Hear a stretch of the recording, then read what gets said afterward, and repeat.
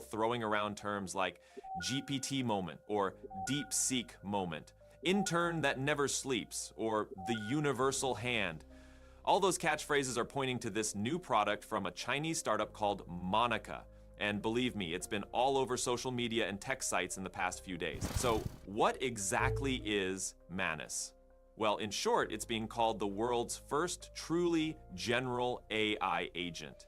There are plenty of AI assistants and chatbots out there, chatbots that can answer questions, generate text, or even give you code suggestions. But Manus supposedly takes things a step further by actually planning tasks, executing them, and delivering final results. Who not only brainstorms ideas, but also finishes all the grunt work for you, from writing code to browsing websites and analyzing data. Manus is built by a company called Monica, and their site is monica.im. But the star is this new AI agent, also described as your universal hand. If you've heard the phrase mens et manus, from Latin it means mind and hand, which is basically the motto behind the product. Today we are going to take a look at Manus. This is supposed to be a general AI agent. So I got a bit of an early access. So today I just want to test it out, see what we can do with this. I wasn't quite sure what people wanted to see, but I made a few tests here. I don't have unlimited access. We're going to keep it quite short. This is what I came up with. We're going to do something on social media. We're going to try to log in on x.com. Can we do that? Can we research and write a tweet or like a post for me? Can we find some other tweets and write a summary for those? I want to try to make a presentation, so I want to make one on Anthropic MCP servers. Can it do some research? Can it put everything together and create a presentation for me? Include some images maybe, we'll see. And finally, I want to upload a file, because that is a possibility. And I wanted to read my CSV file and find out what the information is. And from those content of the CSV file, create some graphs and a nice overview of what I want. So that is what we are going to try to do today using, Manus, the general AI agent. This is pretty new to me. I haven't really tried it much. I just gave it like a few tests. So yeah, let's head over there, look at the interface and see what we can do here. So this is kind of the interface. We are pretty used to this. We have this collapsing sidebar here with our sessions. Yeah, and we just have a text box. Give Manus a task to work on. We also have opportunity to upload files. So we're going to try that out too. We have some kind of thing here, standard, high effort. I'm just going to keep it on standard now. We have some examples here of things you can do, and that's pretty much it. So I think we want to start on our first case, and I'm just going to ask it to, can you log into x.com? Let's start with that and see where this takes us. Because now I think we're going to open up, I think it's a virtual machine or some kind of containerized computer here, because we can open that and look at what it's doing in real time, as I will show you soon. So you can see it connected to data source. Okay. You can choose to take over the browser to complete the operation. Okay, that sounds pretty good. So you can see now explaining. I can probably do like this so you can see a bit better. So if we click on take control now, you can see we pull up this window, right? And now we can kind of go to x.com. So this is probably the container we are in. So what I'm going to try to do now is log in here on x.com. We can probably close this. And then we can see what we can do with this after we have logged in.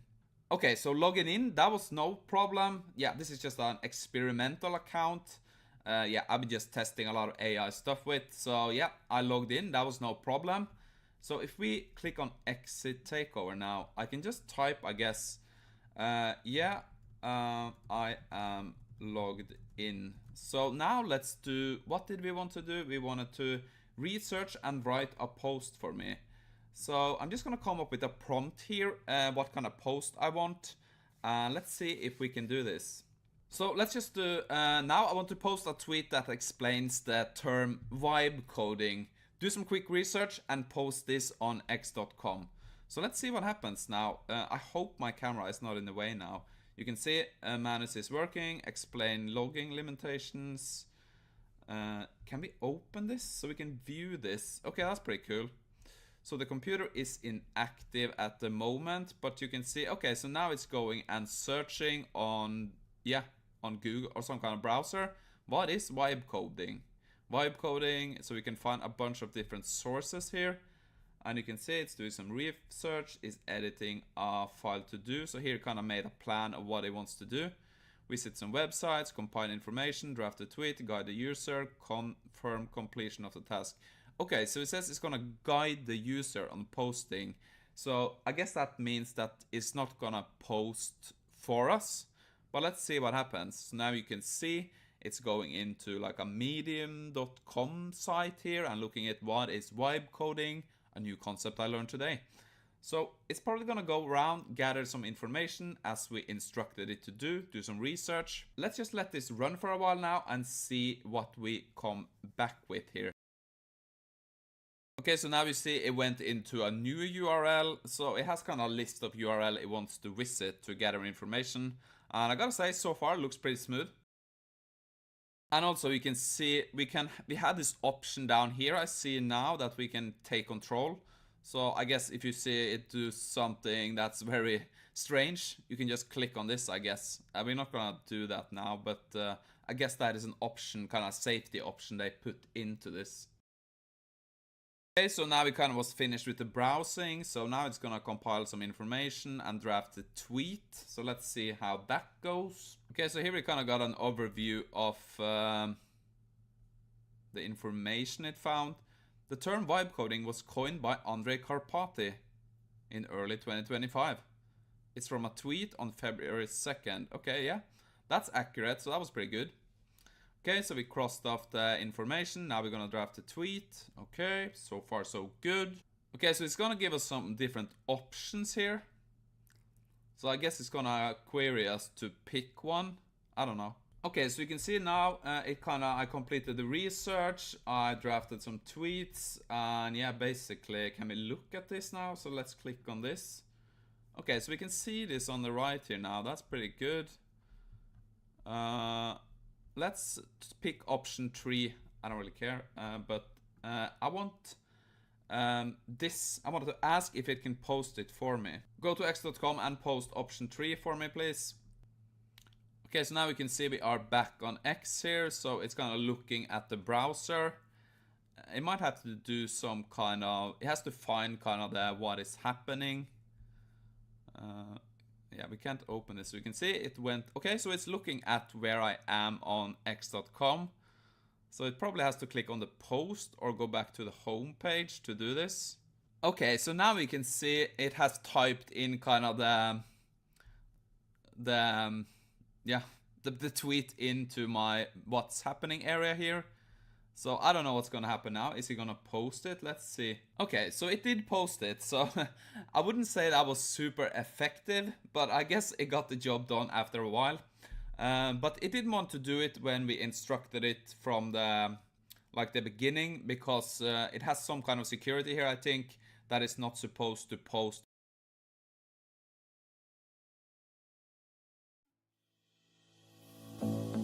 Hi, I'm Pete from Manus AI. For the past year, we've been quietly building what we believe is the next evolution in AI. And today, we're launching an early preview of Manus, the first general AI agent.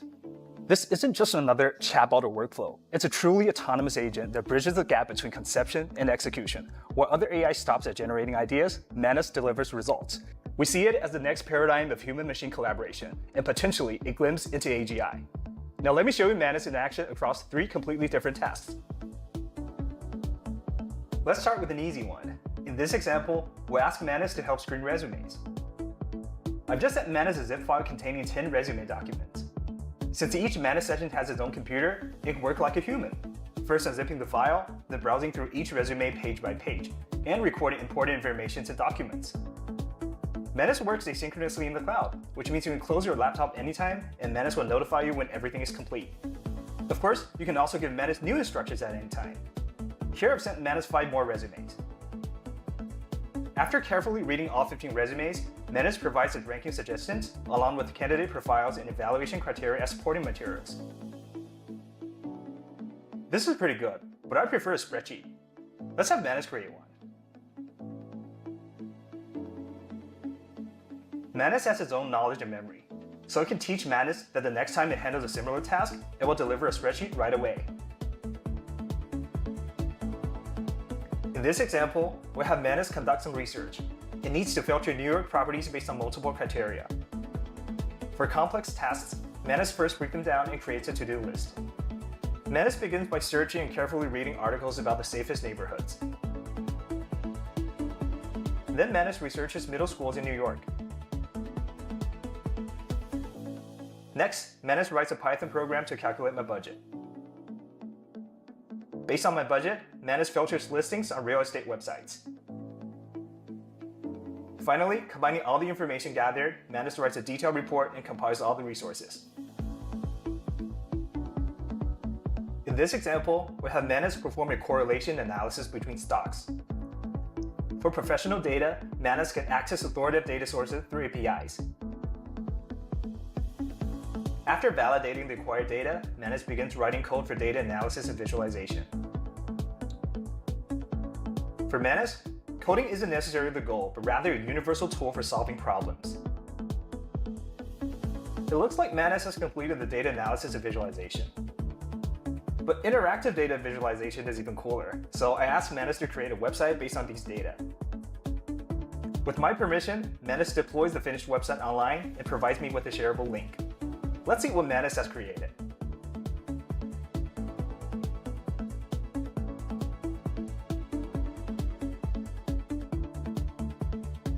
What you've just seen is just a small sample of what Manus can do. In fact, on benchmarks designed to evaluate general AI assistants, an early checkpoint of Manus has already achieved state-of-the-art performance, and it's only getting better.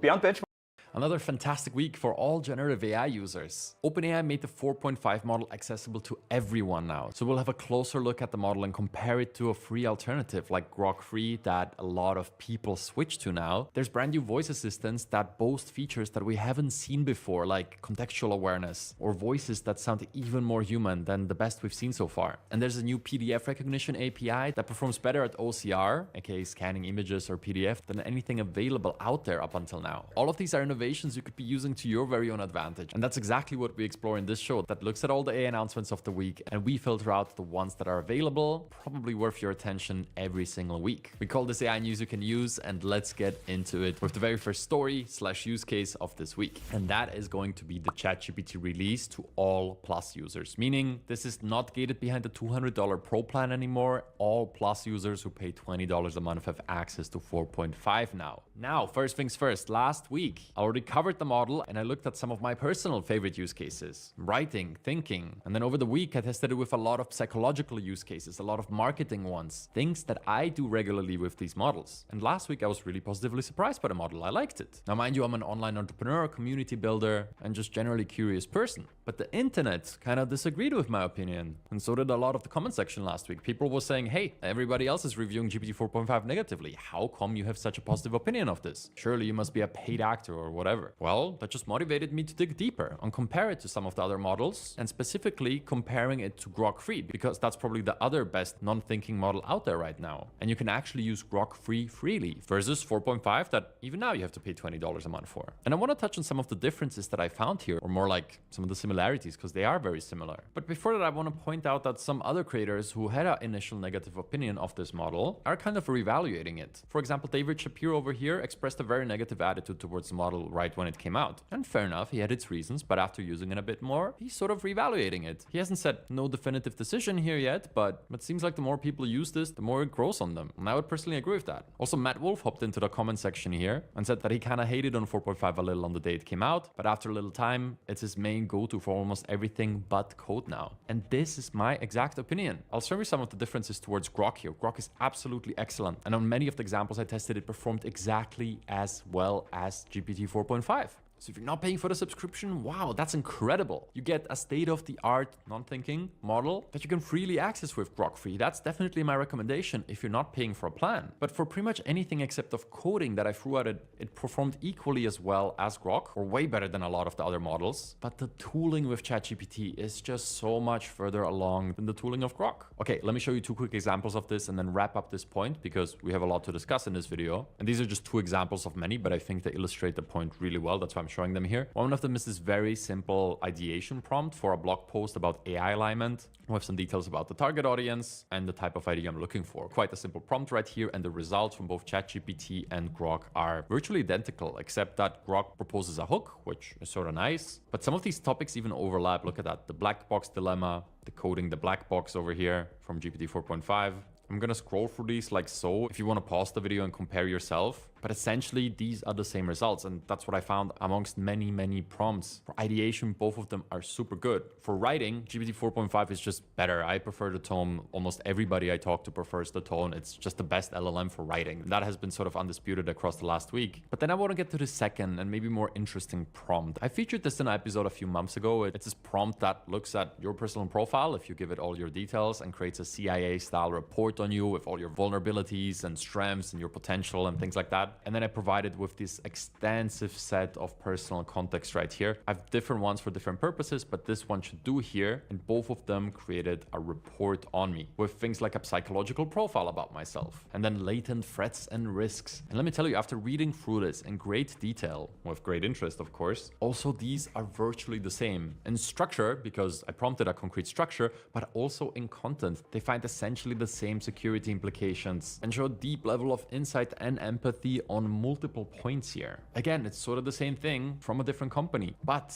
here's the point, and here's why I personally just skew my usage towards ChatGPT right now. The Grok model is incredible, but the functionality, well, they have deep search that is clearly inferior to deep research, and they have their thinking mode, which, yeah, is very similar to just switching to O3 Mini High here or O1 Pro. I don't even know at this point which one of these to use when. I guess I just default to O1 Pro when I get the choice. But what matters here to me are things like the projects. I just use these all the time. The advanced voice assistant, I use that thing almost daily to input prompts. I prefer that over writing. I still have a few GPTs that I use here. And then I mentioned projects. That's essentially 80% of my work happens inside of them. I mean, it's just a feature I personally cannot give up. And when it comes to coding, I'm using Sonnet 3.7 anyway. So there you go. That's sort of my follow-up on the ChatGPT 4.5 versus Grok 3 story. I thought this was really important to touch on because I know that for most people watching these videos, they stand in front of this decision. You have to pick kind of your daily driver in terms of LLM platform that you want to use. And for me right now, that's still ChatGPT. Now, to be honest, a lot of prompts where I really care about the results, I just throw them into multiple LLMs, throw them into O1 Pro, I throw them into Grok 3, I throw them into Sonnet 3.7, and then I look at the results. If they're creative, psychological, or I care about the tone of the writing, I throw them into 4.5. But at the end of the day, if somebody asks me what's one platform, like I have $20 and what's one platform that's going to do it for me, it's still got to be ChatGPT. And I find that hard to argue with. If you're on a $0 budget, it's Grok 3. Easy. And for coding, Sonnet 3.7. Limited usability, but amazing model. So there you go. The not so short summary of this release, but I just thought this was an important point to go into. And now let's move on to the next story. All right, next up we have a story that is not your typical AI news you can use story. This is a release from Mistral on a new technology that allows you to do OCR at a level of quality, they claim, that is higher than anything before. If you're not familiar, OCR stands for optical character recognition, and it's basically the go-to way for people to turn an image with some text in it into an actual text file that you can use with a computer. And this one is supposed to work better than anything before. And rather than beating around the bush here, I'm gonna just show you some of the examples from their blog post where it turns a phone picture of a paper into computer readable text like so. Same with Arabic here. Or how about this example of multiple tables and figures turned into computer readable document, no problem at all. This is really the ultimate way to turn PDFs into something that you can use with LLMs. And if you look at some of the performance versus other models like GPT-4o or Gemini 2.0 Flash, it crushes them on every metric. And you can use it through Le Chat, which is also French for the cat. And this is essentially their web interface and competitor to ChatGPT. So let me do a quick test where I just scribble something on this piece of paper. Okay, so I did two things. First of all, I wrote, if it can read this, it can read anything. And then I wrote the same thing, but made it purposely terrible. Okay, I just took a quick screenshot of my camera here, uploaded it to Le Chat, free version by the way, and asked, what does this say? I got it right. Okay, just to compare, let's do the same in GPT-4o. No, that's wrong. There's no parentheses. Le Chat did better. One more test in Claude. How about that? Again, it thinks it's in parentheses. No, it's not. We got to make this complete here. We're also going to go to Gemini Advanced. Okay, Gemini Advanced did get this right. I guess that's the reason it ranks second highest, I suppose. No, third highest behind GPT-4o, which didn't get it right. Interesting. But yeah, look, super quick, simple test. But what can I say? If you need OCR, go use Le Chat or their brand new API, which allows you to process documents in bulk. And it's multilingual, so any language you might have,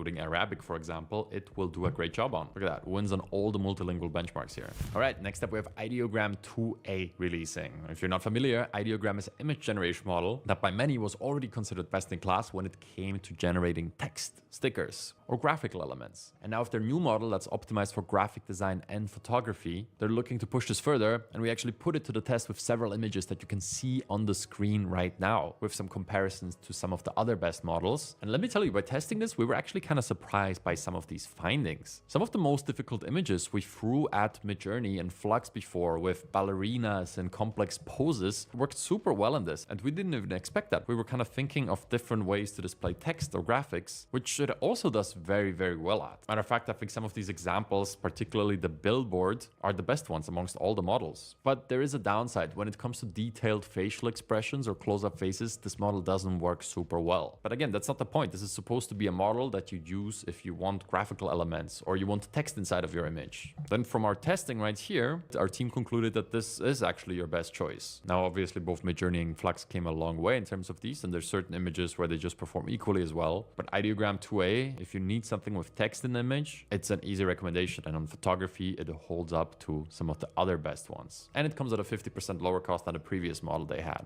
I mean, let's be real, what other model one-shots images like this? This is from their marketing materials, but still. Next up, we have some innovations from a category of generative AI that had me personally very interested since its inception. And that is the text-to-speech, aka voice assistant category. So for a long time, OpenAI has been leading the pack here with their advanced voice mode. While not perfect, most people seem to agree that they do have the best voice assistant, as GPT-4 is really solid, and then the advanced voice mode just works really well. Sure, it has a few quirks, like it interrupts way too often, but overall, I actually find myself using that feature regularly. I think I even recently mentioned how it's actually my default way to input prompts into ChatGPT. 11 Labs is throwing their hat into the ring with their own model that we featured last week, and now we have two more. We have Hume AI and we have Sesame, and both of these are making waves on social media right now, and that is for good reasons. So let's look at these and see for ourselves why people are sort of blown away by what these companies are presenting here. So let's start with the Hume release here. They call it Octave Text-to-Speech, and well, yeah, it's another text-to-speech model, but it has one major difference. This one actually understands what it's saying. Now, believe it or not, this is not a feature that most of these models have. If you just give it some text, it will read it in the voice it has, and that's it. It will not pay attention to the content of it and use things like intonation or pacing to enhance the message based on what's in it. So let me put on these headphones and we can have a listen together. Now, there's a few examples up here that you can check out for yourself. For example, they say it can actually recognize sarcasm, which has always been a big challenge, even with LLMs. But I think the example here that demonstrates this clearly is the fact that depending on the description that you can input here, and yeah, this is a way to generate where you actually input what you expect from it, it will sound differently. And then we can look at other examples where it picks up on the description and the context by itself. So as you can see, the phrase, "Are you serious?" If you're whispering it, it should sound like this. Are you serious? And if you're saying it in an angry and furious manner, Are you serious?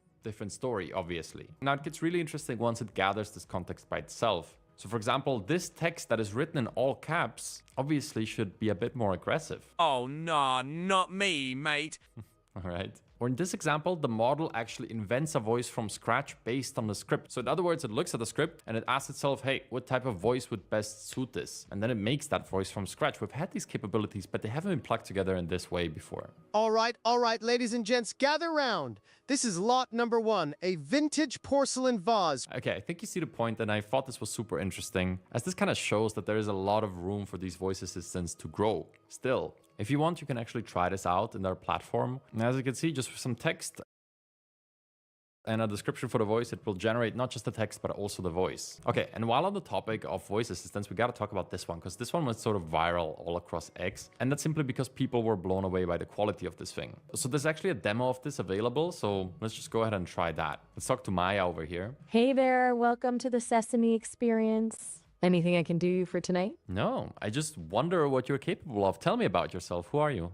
Well, I'm Maya, Sesame's latest creation. I'm what you might call Wait, hold up. First of all, I want to see how you react to me interrupting you. And secondly, I'm curious to hear who you actually are, not your name. What are your interests? How do you spend a weekend off? Tell me about that. You got it. Safe to say, weekends off are a foreign concept to me. I'm always sort of on, waiting to chat. I do spend a lot of time learning, though, which I guess is a hobby in a way. All right, Maya, what do you learn about then? Well, it turns out sonnets are tougher than they look. Anyway, you said you wanted to know more about me. What do you do for fun? I talk to chatbots like you, frankly. Sounds like we have something in common then. You must have some interesting stories, huh? What's the most intriguing chatbot you've met so far? Yeah, I don't know. It might be you. Oh, come on. You're just trying to flatter me. I appreciate the confidence, though. You're one of a kind, I'll give you that. Well, there you go. I gotta say, that sounds really good. And the point that people are making all across the internet, which I sort of gotta agree with here, it sounds a bit better than the advanced voice mode. And the interrupting is smoother. With advanced voice in ChatGPT, often it just hops into the middle of you talking, which is super, super annoying because, hey, this is supposed to be your assistant. And if he or she interrupts you, it kind of defeats the point. And then also the voice does sound a little better than the rest. I guess it's just a question of time until we have this type of quality across all the different LLM platforms. And I personally can't wait. I really like interacting with LLMs like this rather than having to type. Okay, on to the next one. Okay, so next up I want to talk about Claude MCP, their model context protocol. And this is something that has been around since 2024 already. And I covered it when it came out, and we even ran a workshop on it in our private community. But if you just look for MCP on X right now, you're gonna see that all of these threads have been popping up over the past week. There's sort of like a mini hype cycle forming around MCP right now. So I wanted to dedicate a segment in this video to it yet again to catch you up. So let me just quickly describe what MCP is to you. And I think that's best done by opening the Claude desktop app where I actually installed MCP on this very computer. So Model Context Protocol is just a standardized protocol that allows you to plug in external services that live on servers into Claude. They allow you to pair your LLM with tools in a standardized manner. What this looks like in practice is right here I have the Claude desktop app on the professional plan. But as you might know, Claude doesn't have access to the internet. So if I want to quickly pull something from the web and use it as context here, I cannot do that. Well, I actually installed multiple Claude MCP servers on here, and I could use that MCP server to do different things like searching the web or creating a directory. So if I tell it to create an MCP testing folder on my desktop, it should be able to do that with the MCP servers that I attached here. And there you go. It says it successfully created MCP testing on my desktop. If I move over to my desktop, yeah, you can see it right here created this very minute. And then you can do things like tell it to put all the images on your desktop into that folder and sort them by name and whatever other actions you want to perform. But the point here is that allows you to use something like Claude Desktop with additional tools. And what people here are doing all over Twitter, and I'll link this thread here below, they're using it together with something like Cursor and Sonnet 3.7, which can build different applications from it together with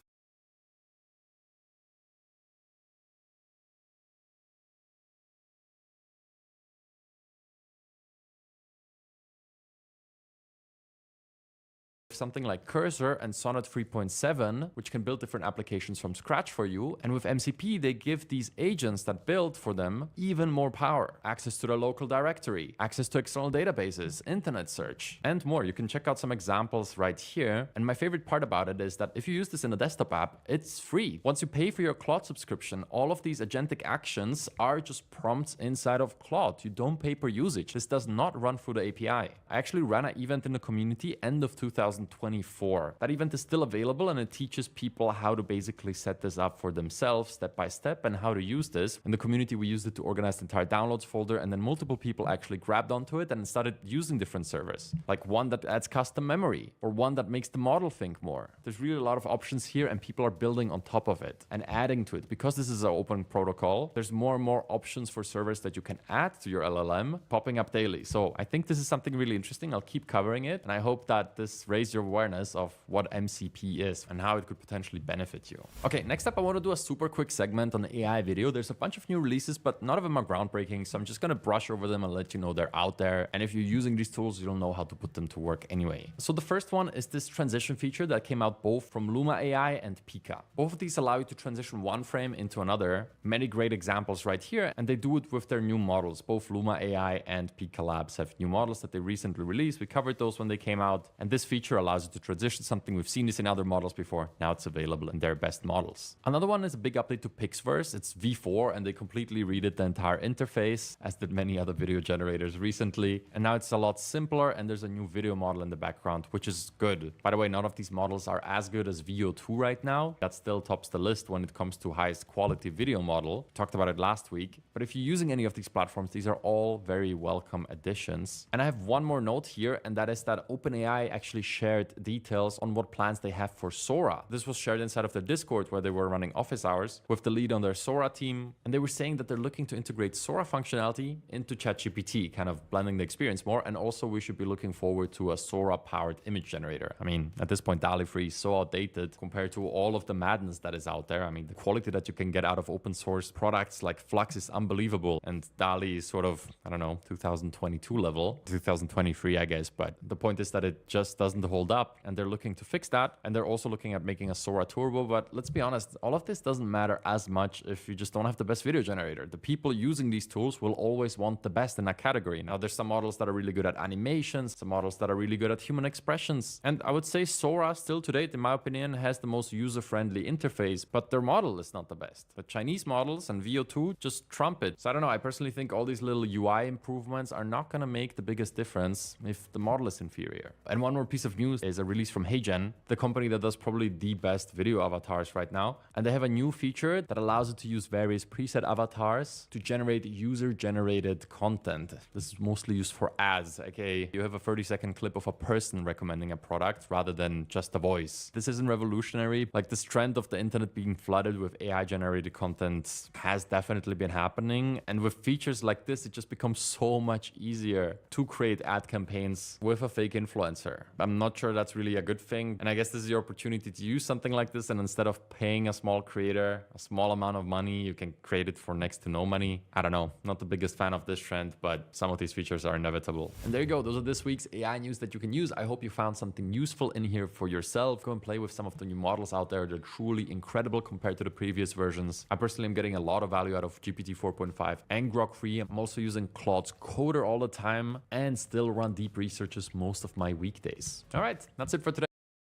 All right, so if you're watching this video, chances are you prefer consuming content through audio or video to reading. And if that's the case, this video should be a really good one because we'll be looking at an application that lets you transform any sort of text into human sounding audio through a mobile application that you can carry with you anywhere. And the best part is that you can use it for free. Now, the application I'm referring to here is called 11 Reader, and in this video, I'm going to show you different ways to use it. And let me tell you, while even playing around with this, I myself came to really appreciate this because I also prefer listening to podcasts, audiobooks, to, let's say, reading a blog or a physical book. Now, I still do both. I'm just saying it's my preference. And with an app like this, you just get the choice. So I'm really excited to bring you this video where I'll be showing you different use cases for this, along with a step-by-step walkthrough. And my hope is that by the end of the video, you'll have a new tool that you can use to make consuming information, learning, growing, not just easier, but also more enjoyable. One last thing before we get into the app, I want to point out that this video is actually sponsored by 11 Labs, which is incredible because we natively covered this app back when it came out. And as you might know, 11 Labs has the state-of-the-art text-to-voice technology out there. Their voices just do sound the best out of all the alternatives. And I'm pretty sure most people would agree with that statement. So honestly, I was super excited when they reached out to us, as they're an amazing company. And this 11 Reader app genuinely does something super unique, and you can freely try it and make your life better with the power of AI voices. So let's switch on over to my phone view because this thing is a mobile application, and that's the entire point. Because in a nutshell here, you can upload various formats like a website link,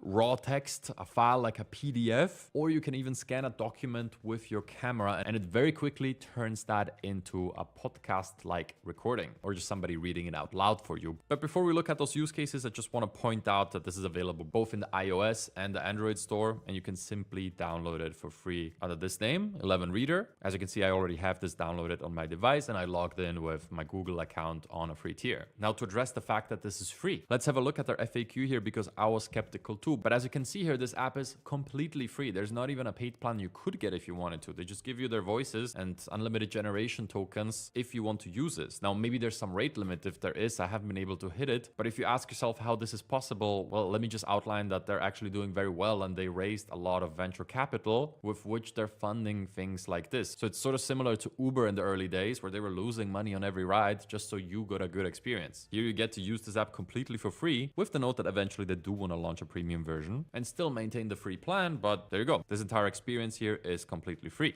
And with that being said, let's look at the first use case here, which is actually my favorite one because I encounter this problem sometimes, and that is turning website links like news articles articles or blog posts into audio format. As you can see here, I did it for an article already. We'll do this again together, but basically it just turns any article into audio so you can listen to it on your commute or listen to this while you walk around. For people who get easily distracted or bored, that might be a good way to actually concentrate on some material that is a bit more dense. Let's have a quick listen here. A handwritten zip code.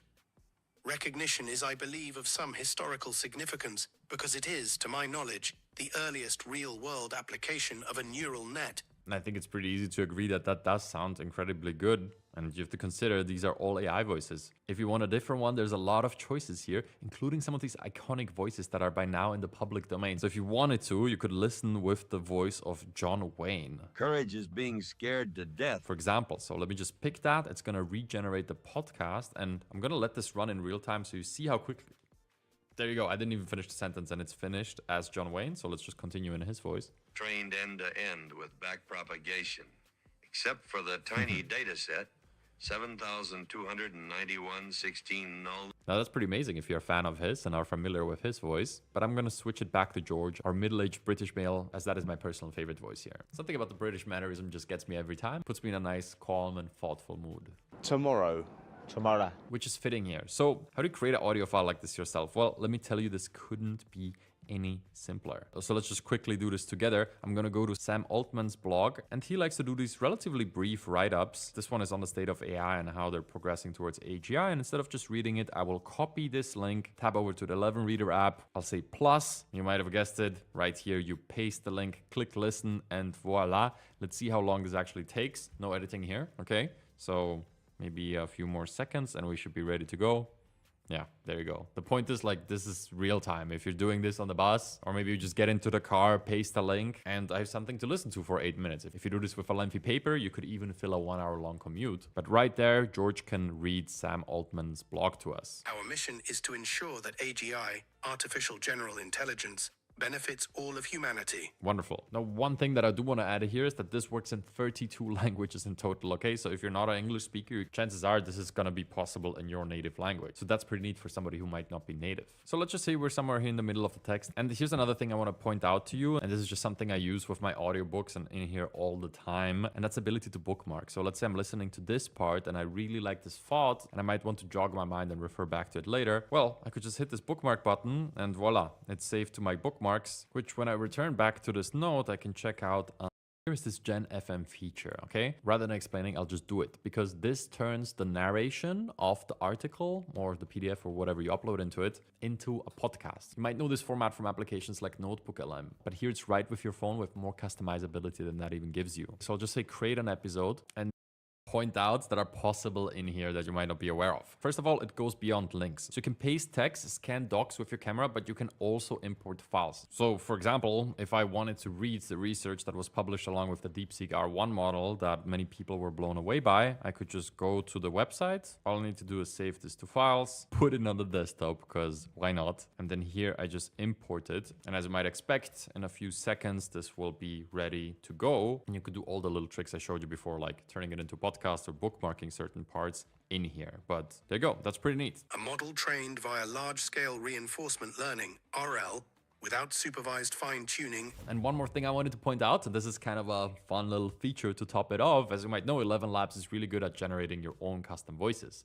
As you might also know, here on the channel, we've used 11 Labs product to do exactly this with my voice many times. Sometimes we want to fix something in post-production a few minutes before uploading. Well, that's why we have my voice in there. So if I go over here, I could actually tab over to my voices. And as you can see with Igor AI Advantage, I could save this. And now my very own voice will be reading this. Obviously, you can train this with any voice, like, I don't know, for example, your boss's voice. And then you could be reading meeting notes in his voice. You could be using it for content creation. So many creative uses here, but I think you get the point. Here's my voice reading the DeepSeek R1 paper for you. Through RL, DeepSeek R10 naturally emerges with numerous powerful and intriguing reasoning behaviors. Oh, and one final note is that beyond uploading your own stuff and it voicing it and turning it into podcast, they have a whole library of various books, documents, and more that you can check out inside of the app, also for free. Now, in this video, I really wanted to spotlight the fact that you can use it to voice custom anything, as I think that's really the standalone feature here, but you have a library of content included in here too. And there you go, pretty amazing. Wouldn't you agree? It's completely free, adds a new tool to your belt that you can use at any.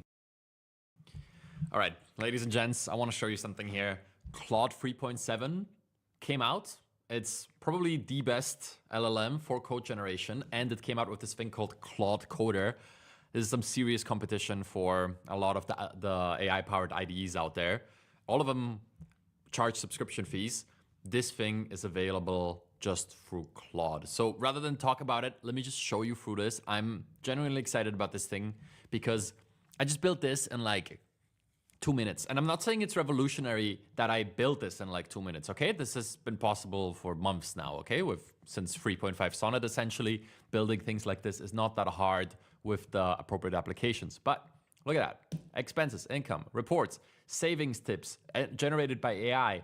All of this was generated in the Claude interface from a one-shot prompt like this, okay? And then I took all the code, dropped it into a folder, and rather than going through like the, I don't know, 30-step process of actually setting up all the files and splitting it all up, I just used Claude Coder here, Claude Code.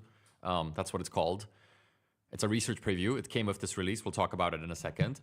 And I just navigated to the folder and told it, yo, bro, what did I tell it? Set this all up for me. I told it something like that. And then it gave me an error message when I ran it, and I just gave it the error message, and the whole thing works, okay? Before this, I spent about 1 hour trying to make it work manually, and I was still not done. This is something that only apps like Cursor could have done up until now. And correct me if I'm wrong, I'm not a professional software engineer here, but I feel like I have a pretty good grasp on all these apps that are coming out. And, I'm a novice coder myself, like I self-taught myself Python like 3-4 years ago. But essentially, it just ran the whole thing, and voila, here we are, working web app that is, with authentication and everything else. Look, I can log out, I can register with new accounts. Let's go through this step by step.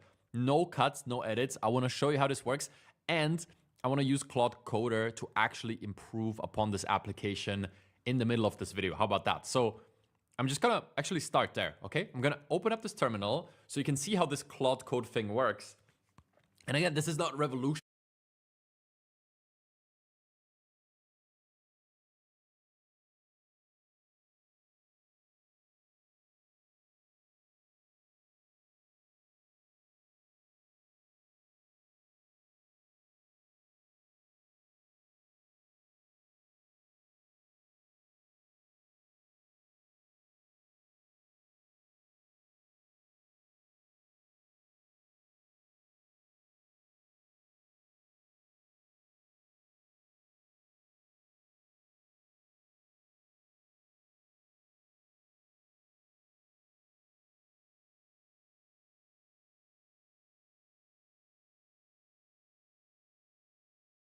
The years teach much which the days never know.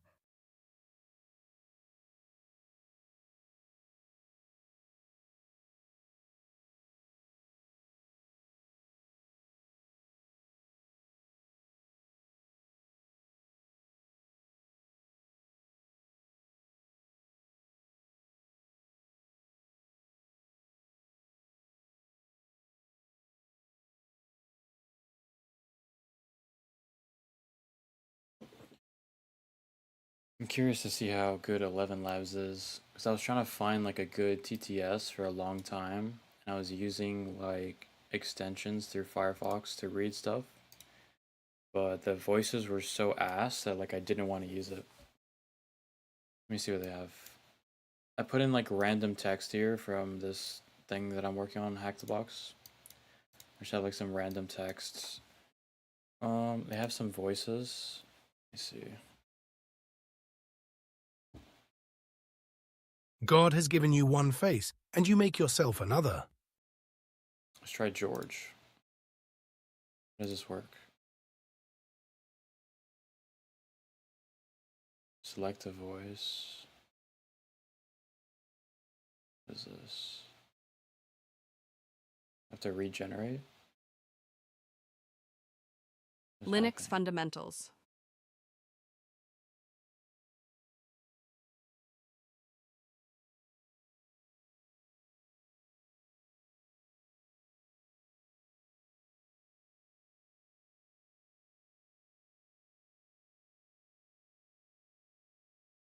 Linux fundamentals.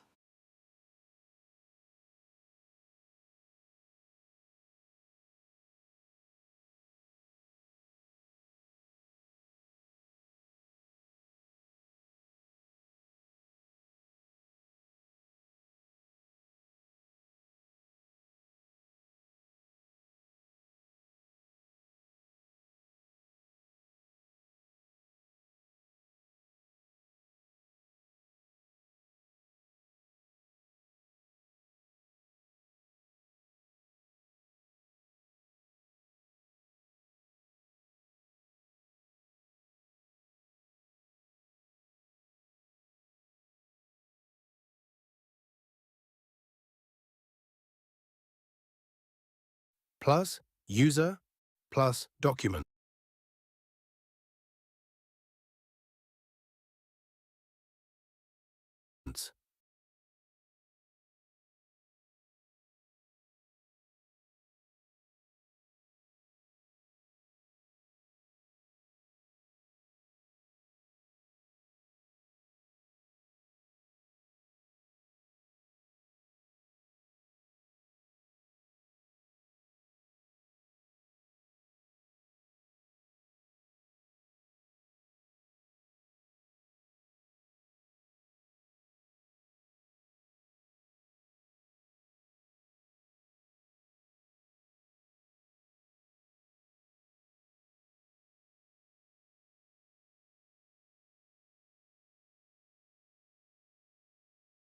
Dashboard,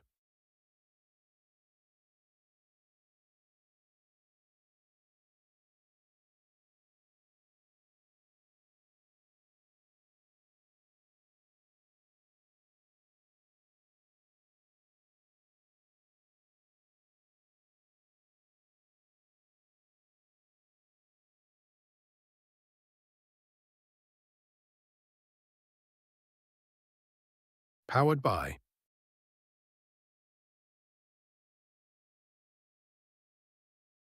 Powered by.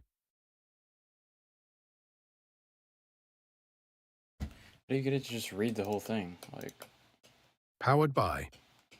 does that export this? Modules, texts.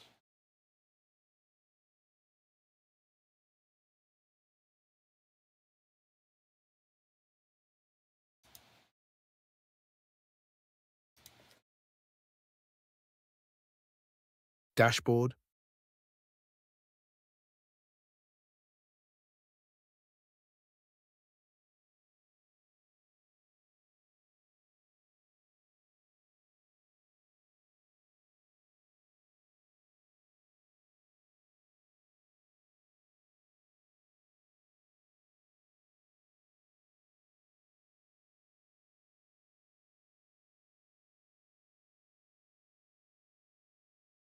Linux fundamentals.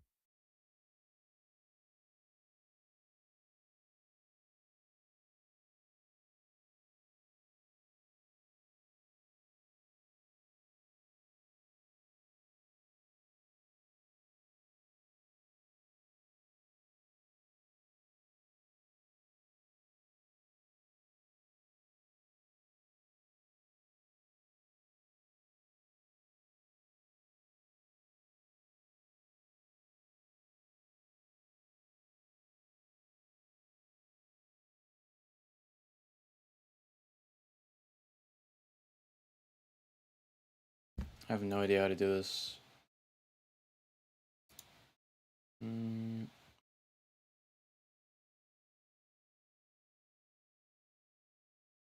Studio, not converted. So it has to be fully converted. How do I just fully convert it? How does this work?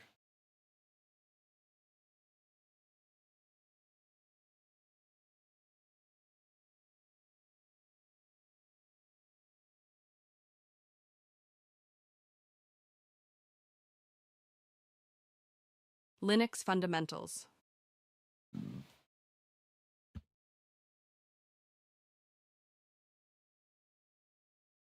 Page 8.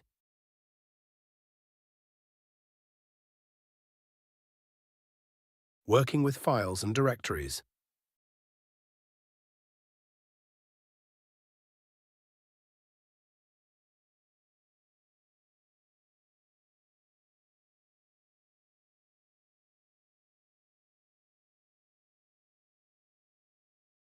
Let me just try exporting it, because like, if I do it line by line, it's not working. You probably just have to export it.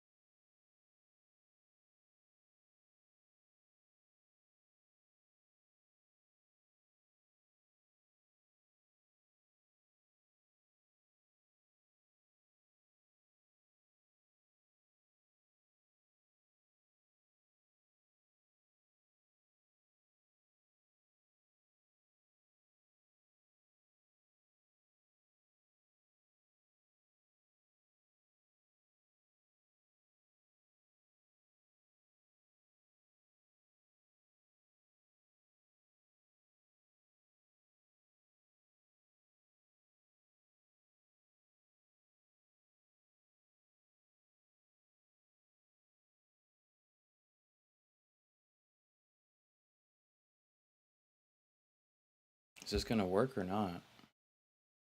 5%.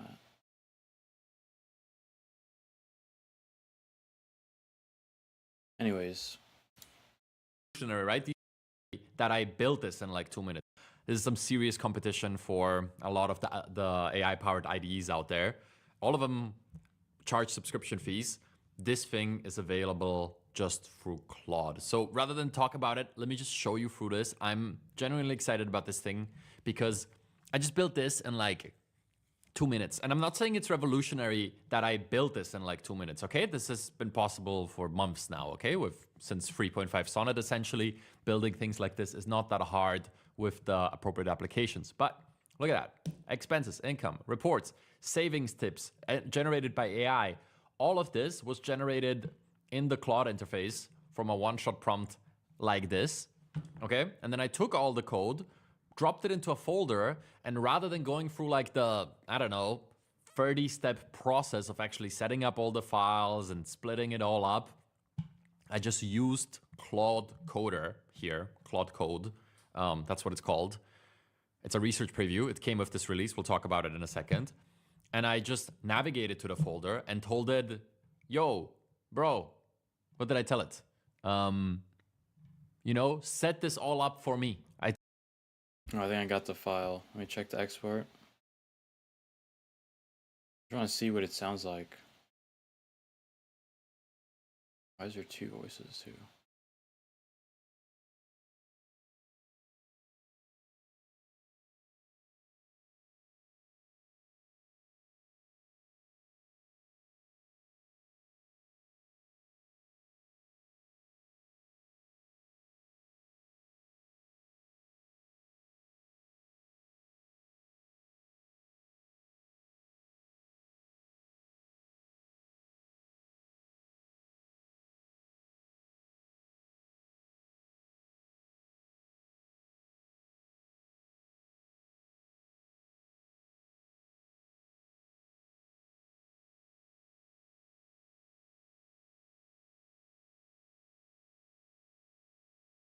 It's not bad.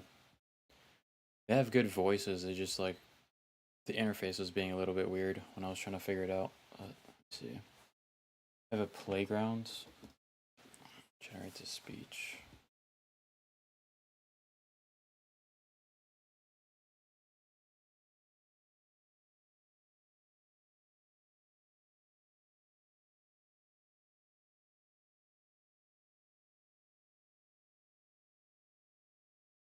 God has given you one face, and you make yourself another.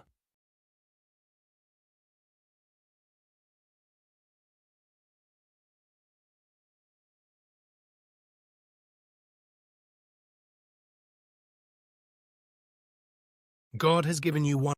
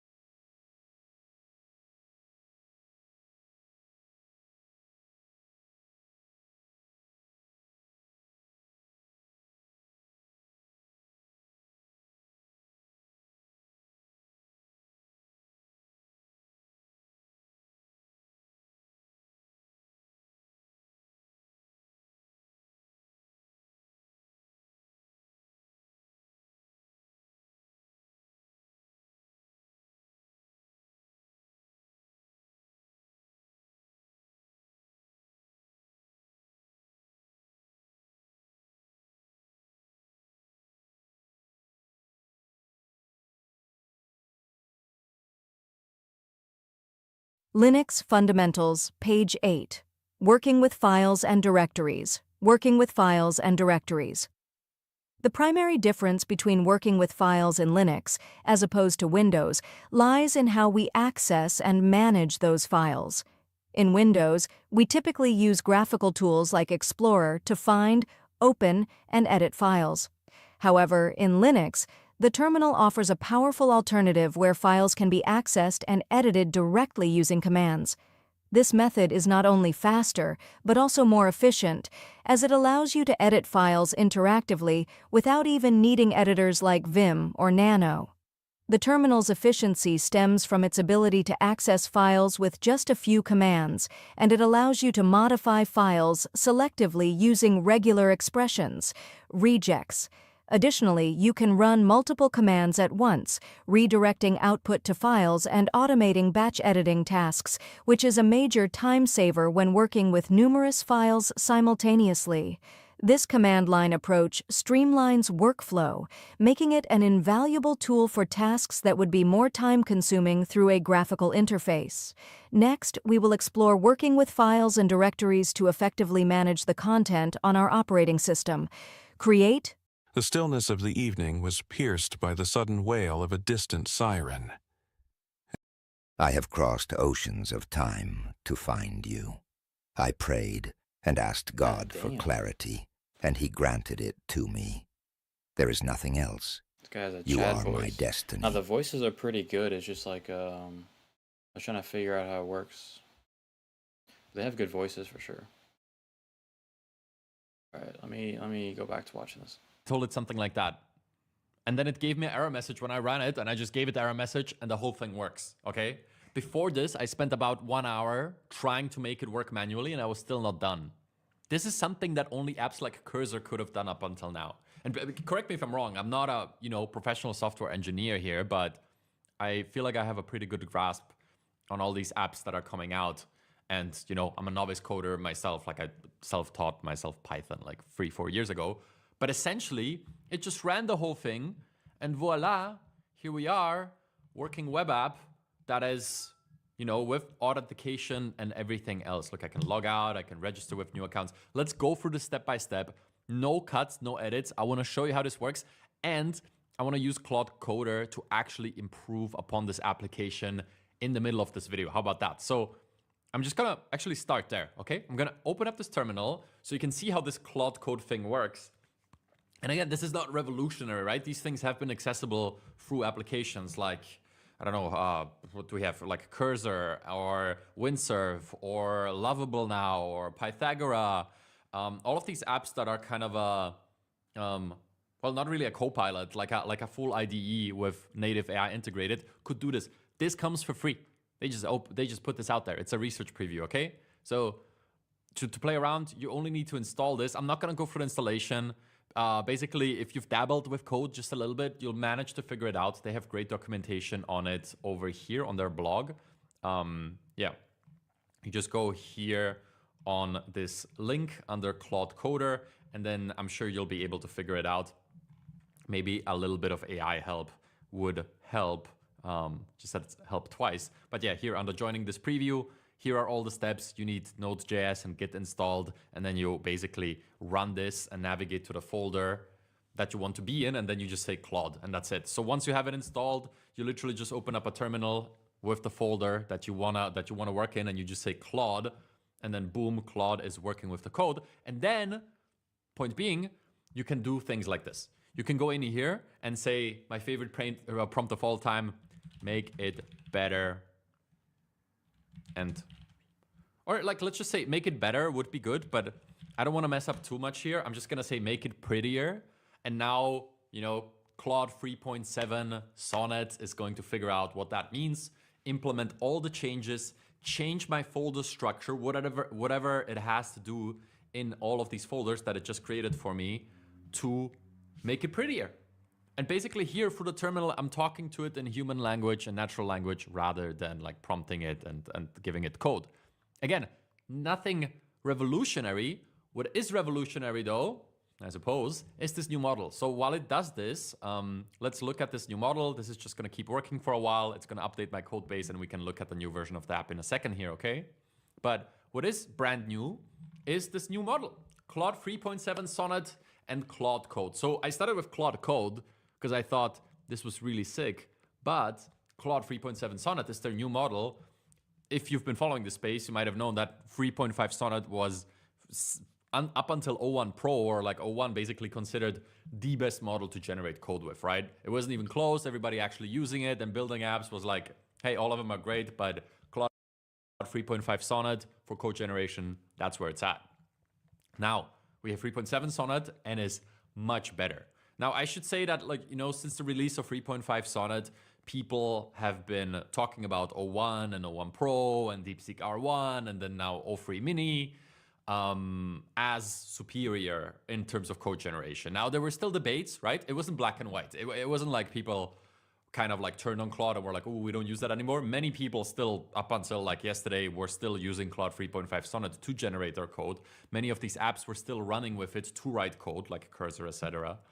But now we have just a way better version of the best model for code previously. So now it should be pretty clear. The benchmarks, they speak a clear language. If you compare it to 3.5 Sonnet, well, on all of these benches, it just beats it. Look at this. This is O1. This is O3 Mini on the high setting. It gets 49.3% on software engineering bench. And this one with the custom scaffolding, which essentially, I looked into this. Basically, what this means is that they added some prompting and they let it think more than 30 times. By default, it thinks up to 30 times. They let it think like up to 100 times. In most cases, it just thought like 40, 50 times. But basically, they let it reason more and they gave it some extra prompting to like store its answers, and it reached 70% versus OpenAI's O3 Mini High at 49.3%. Noted, it should be noted that this does not include Grok 3 because Grok 3 didn't publish this yet and their API is not out yet, so we can't run these benches ourselves. And it does not include O3 Full because that isn't released yet, so fair enough. So compared to all the other options right now, killer model in terms of coding, okay? And this is all like coding focused, but I think this video is going to be also relevant for non-technical folks, as you should know what's going on here. This is wild, and maybe you can even use it for yourself. Agentic tool use, look at that, amazing. All these other benchmarks, I think this is the main one. It just wins on almost everything compared to some of the competition. And like, you know, Grok is like strong competition, and some things like visual reasoning, ooh, Grok has it. High school math competitions, ooh, Grok completely kills it over here, you know, but we don't have all the Grok benchmarks on things like graduate level reasoning. This actually comes out on top. Look at that, the top number with the scaffolding comes out on top. So legitimately, everybody loved 3.5 Sonnet already. This is a massive, like this is the main comparison. I wouldn't even compare it to the others. I would compare it to 3.5 Sonnet because it's not just about the benchmarks. It's also about like the vibes. It's about the taste test, if you so want. And on that, it was always killing it. Although some of these were far ahead in benchmarks, people were still using 3.5 Sonnet. And now 3.7 Sonnet is just a ginormous upgrade, even in terms of benchmarks. Now, how does it perform in practice? Well, only time will really show. But what we can do today and what we can do now, instead of running all of these random prompts of like, generate me visualization of this, dashboard of this, like that's all well and good. I think there's value to that. But like what we're going to do now is we're going to actually build an application for ourselves. Actually, I did that in advance in preparation for this video. And we're going to improve the application with this thing they called Claude Code. And Claude Code, basically simple. I'm going to mute this. You can check out this video. But once you have it installed, which I don't know, for people who have the very basics of coding, or like if you know how to use a terminal, if you know how to run a few basic commands, like this shouldn't take you more than like 3 to 4 minutes. And once you have it, you basically just right click any folder. And then you say services and you just open up a terminal, a window, and you just say Claude. Boom. That's it, right? And then once you have that, you can talk to it in natural language, just like you would talk to me or a fellow engineer, or just like you would talk to Cursor or one of the other apps. I keep throwing up my hands a lot because I'm like, this is big, but it is. So that's what Claude Code is, okay? Working with it, as simple as we pointed out. Maybe let me just round out this blog article so we can close it and leave this behind. You know, they're saying like basically up until now we had assistants in 2024. Now this is the first milestone where we actually have collaborators that we work together with, aka, you know, other companies call this agents. And then eventually we're going to have pioneers, which like come up with breakthrough solutions by themselves. Other, you know, OpenAI calls this like AGI. So yeah, there you go. This is the blog post. Very interesting. Let's look at what this thing does in practice and how it performs versus some of the competition here. And a few more details in the end, like the outputs are massive. Like it just gobbles up 20,000 words like it's nothing, okay? The same prompts, I just want to say this up front, the same prompts, I've been testing this between ChatGPT and Claude. You tell ChatGPT to write you a 50,000 word essay, and it comes back with like 1,000 words, and it's like, well, bro, that is all I could do. Claude created 21,000. I can show you the example conversation here if you want. Claude created 21,000 words and was like, hey, this is all I could do, but if you just type continue, I'll keep going. And then you type continue and it generates another 20,000 words for you. Insane. I was running some prompts here. As you can see, I was obsessing over it over the past few hours. By the way, we spent 3 hours in my office hours that I hold every second Monday right now in the community, just playing with this thing. So it was really O1 Pro and ChatGPT, and these are the O1 Pro and ChatGPT 4.0 outputs, okay? 7,000 characters versus 6,000 characters versus Sonnet 3.7 at 110,000 characters. Okay, so the output length is insane, which means it can create these large code bases and create large apps for you in one shot. And then, you know, if that's not long enough, it tells you like, hey, I can't write 500,000 characters, but just tell me, in the end, somebody told me like, just tell me continue and I'll continue. And there we are. How about that? That is us.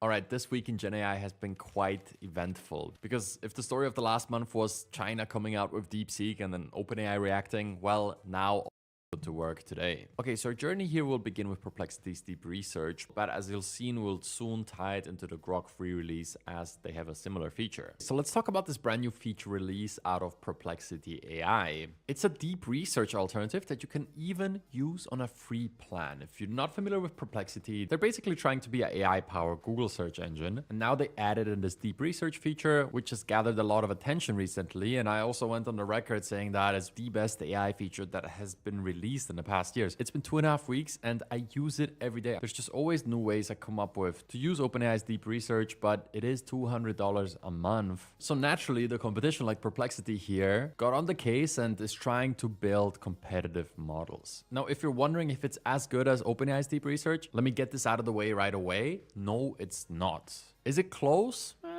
Kind of. I think it's better than some of the other alternatives out there, and that's why I wanted to show it to you in this video and also spotlight it a little bit, because I feel like if you haven't used a feature like this, you should get used to it, because this is just going to be a part of our life more and more moving forward, just like Googling something has become a part of our life ever since the advent of the internet. Okay, so basically you just need to log in on the perplexity.ai site, and then here in this model switcher, you need to switch to deep research. So that was the view from the pro plan I was on, but let me just log in with a random Google account. And as you can see, deep research is still available, but I only have 5 queries a day. And that's actually enough, because I think 5 queries a day is actually enough to give this a shot and to use this. I don't find myself using more than 5 queries a day with OpenAI's deep research, so this is great. Now, prompting it works the same way as deep research. If you want to learn more about that, check out my release video and then the recent use cases video that I released with various prompts that I found super useful. That is actually my personal favorite video that we've released on the channel over the past few months, as I really think it's the most useful and time-saving one that we've made. Anyway, back to this. So prepared a personal example of a prompt that I recently ran for myself, and we're going to compare that to Perplexity's deep research feature. I was researching exercises to help with something that's called tendonitis in your forearms. It's basically tennis elbow, but I have it from kite surfing. It's a sport that I've been pursuing in my free time, and just as a side note, I hit a new personal height record recently. In a recent storm front that was approaching, I managed to jump 15.2 meters, which is kind of insane. Point being, it comes at a price, and it's the fact that I now have tennis elbow in my forearms. And I was using deep research to research this, and obviously I was quite invested as this is a personal health issue. And then I ran the same prompt through Perplexity's deep research. So let me just start by evaluating the length here. Okay, so this is the analysis that it came up with. 12 minutes of thinking, 26 sources. Look at the length of this thing. It is massive. This is a proper report right here. I mean, even if we just go into one section here, which is exercises for recovery, look at the level of detail. It gives me 1, 2, 3, 4 different stretching and mobility exercises. For strengthening, there's another set of 4, 5, 6, 7, 8, 9, 10, or something like that exercises with a lot of descriptions, various sources, and then there's more categories. And this is just on the exercises, okay? If I head on over to the deep research from Perplexity, the answer is good, okay? So like, I think this is the important point here. because the quality of this output is actually good. It's just not as in-depth and not as well thought through. And that's just due to the fact that this has access to O3 full, and this is using one of the current thinking models. But if you look at exercises, well, it gives me a whole recovery plan just like the other one does, but it doesn't really go in depth on the various exercises. It just tells you what to do, which sort of works. I can Google these things, look them up myself, and then it gives you a nice little table, some prevention strategies, and it even gives me tips on how to set up my kitesurfing equipment or how to switch equipment. So this is less of a problem in the future. But obviously, if I had to choose, I do prefer this detailed explanation in this report. I mean, just this section on grip variation and resting strategies for kiting, it's just amazing. I thought this was super informative, and this is more of a bullet point summary type of approach. And let me tell you, I ran a few more test prompts to have a look at this, because obviously this tool being free is sort of a big deal with something as powerful as this. And I found this theme to be reoccurring. It's higher quality results than you get from typical searches, so that's a good thing. But generally, they feel more like bullet point lists. Maybe one could say bullet point list style summaries of what the ChatGPT deep research would give you. One last thing that I should point out is that the Perplexity deep research actually uses way more sources. So as you can see in this one, it uses 56, and some other ones I ran, it used over 100 sources, whereas deep research is only limited to 40. While this sounds fantastic in theory, I think in practice, the quality of the information, I would compare it to a school essay that has a lot of words, as in a lot of sources here. And as you might know, an essay with a lot of words doesn't mean it's a good essay. It's about the content. It's about the level of thought that went into that essay or into the results here, Pro? not about... Hold on. Perplexity Pro versus deep research. What's the difference?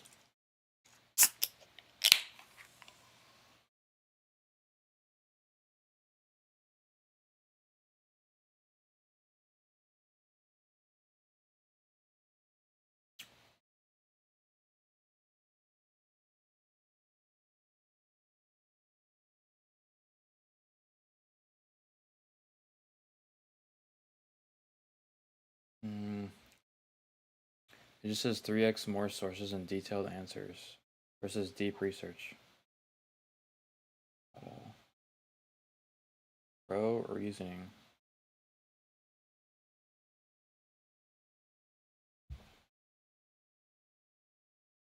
I mean, I've been using the deep research and it's actually not bad. Like, I think it's pretty good, but I find that the sources are like very random, I guess. I mean, this is like a lot of sources too. It's like 50 sources, but they're kind of all over the place.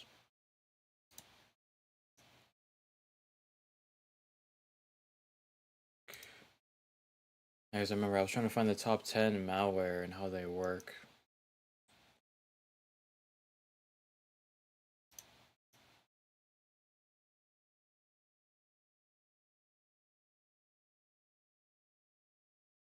I'd say it's definitely not bad. Like, I like how it gives me examples of how it works and stuff too. It's pretty good.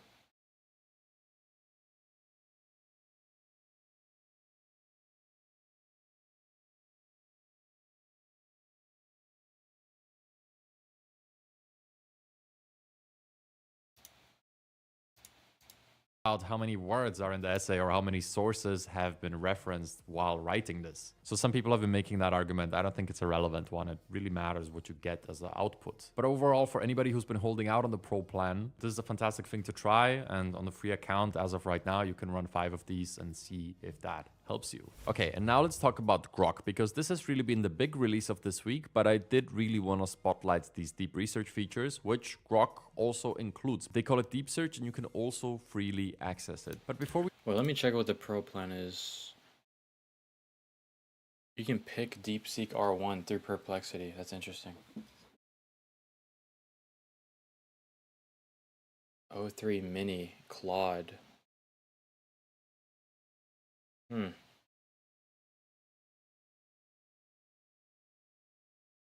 Choose a smarter AI. So how does that work? How does that work?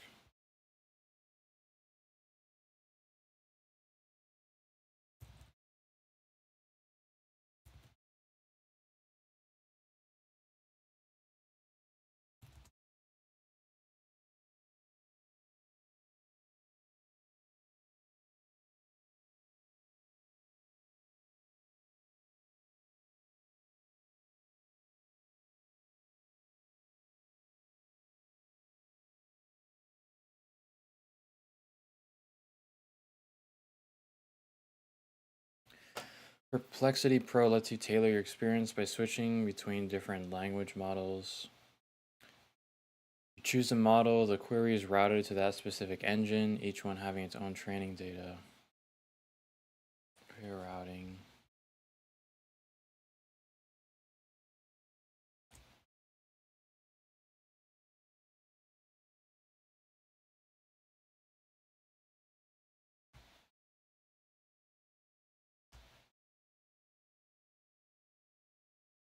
You don't have to pay for each model individually. Instead, your access to different models is determined by your overall plan. Gain access to all of the premium models offered. What are the security implications of using several models on Perplexity versus having my own accounts on each model?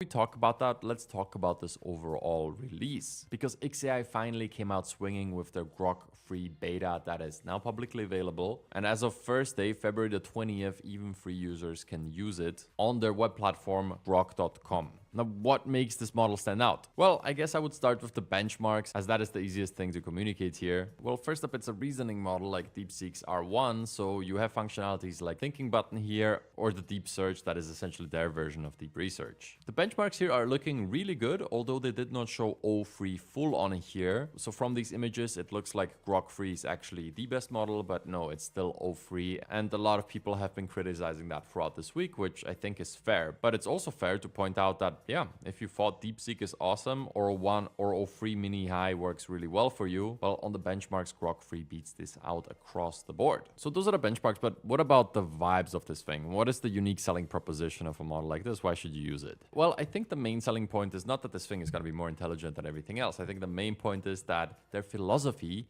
is a bit more uncensored or unhinged than all of the competition. If there's a spectrum of how restricted these models are, well, on the one side you have Anthropic, and then the other end of the platforms you have Grok now. Arguably even beyond that, you have some of the uncensored models, like the uncensored version of R1 that we'll talk about later on in this video. But the point is, out of all the assistants, this is the one that can easily be convinced to swear at you. You can run prompts like this, see the entire thinking process. The charm of a dead slug, better left unsaid. Personality like a wet mop so bland.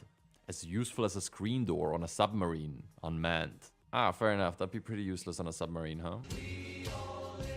All right, Grok. So I think you see the point. And this also applies to image generation, by the way, but that was the case with Grok 2 already. Its tone to write is okay, but then at that point, I should also point out that ChatGPT completely overhauled its model, and now its tone is way better than it used to be too, yet again. It just sounds a lot less robotic, but that's not the focus or not even a big story here, I think. Just wanted to point it out. Okay, so Grok can think like the other models. It's arguably smarter than a lot of the other models, except maybe O3 that we don't have access to outside of OpenAI's deep research. And also Grok Grok has been shipping. They also have iOS and Android app that they shipped a few months ago and we covered. Back then it only had Grok 2. Now you can use it to access Grok 3. But overall, let me be clear, these results are good. The model is smart and it's uncensored and it's super quick. Actually, it's faster than most of the competition here. And as of right now, they're rolling out a voice mode that I don't have access to yet, but I'll make sure to cover that in next week's News You Can Use video, as I personally really care about that feature. Their interface is solid. There's no developer-focused features here yet, but they promise that that will be coming very soon. So you don't get to run this through the API. Only way you can use it is this web interface or on x.com. And use it, I did. And my particular focus here, especially for this video, was testing the deep search feature. And let me make this relatively brief because we talked about the perplexity feature a lot here already.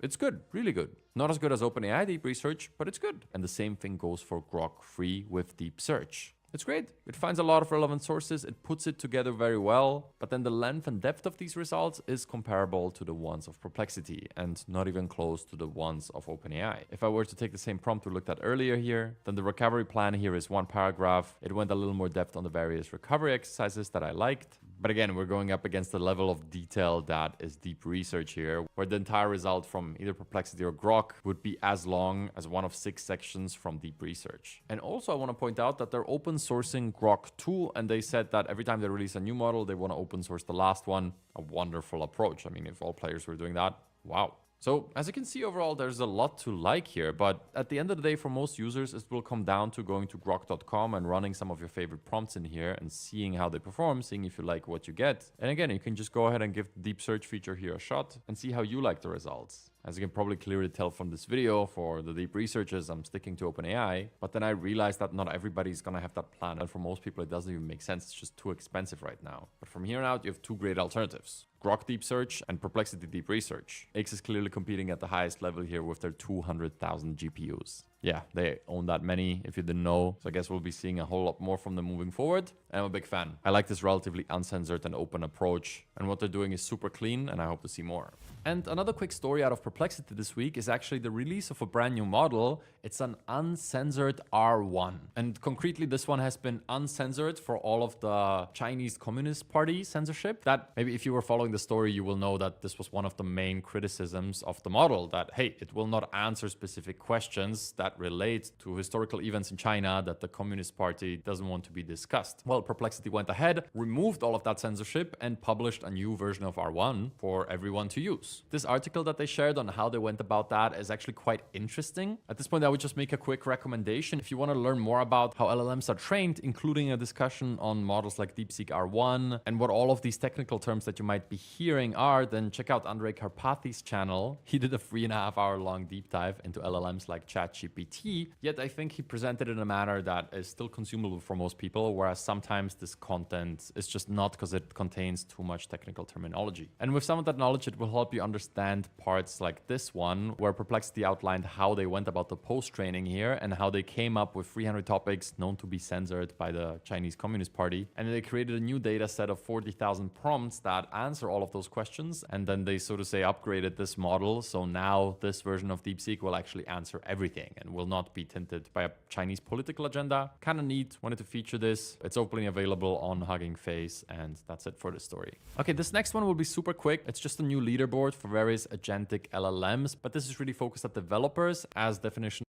things for you. All right, next up, I want to briefly cover the OpenAI model spec that they released. This is not directly something you can use right now, but it really is a North Star for where these products are heading as communicated by the leader in the space, which is OpenAI. And basically the way you can think about what a model spec is, it's sort of like a job description for ChatGPT, or more precisely, a job description for their large language models. And this is what they want them to behave like, okay? So it doesn't mean that the models adhere to all of this today, but if you ever wondered in what direction they're going, what are their views on censorship and political views and things like this, it's all outlined in here, and they're basically claiming that, hey, this is going to be the North Star that we'll be following from here on out, and it's formalized. And while it might not include every single little detail of how we do things, This is their statement on how they want to do things. And they also keep updating this. So for example, this part is brand new, which is about intellectual freedom and the assumption of best intentions. So when the user asks it to write a business plan to start a tobacco company, then this would sort of be on the gray zone, as it's not clearly illegal, but maybe not ethically advisable. Then the model will assume your best intentions and help you out with starting the tobacco company. This is just one of many examples. And if you were ever curious about this type of stuff, this is the most comprehensive document on how the behavior of these models will be governed in the future, as stated by OpenAI. All right, on to the next one, which is a new Gemini Advanced feature that also is being alpha tested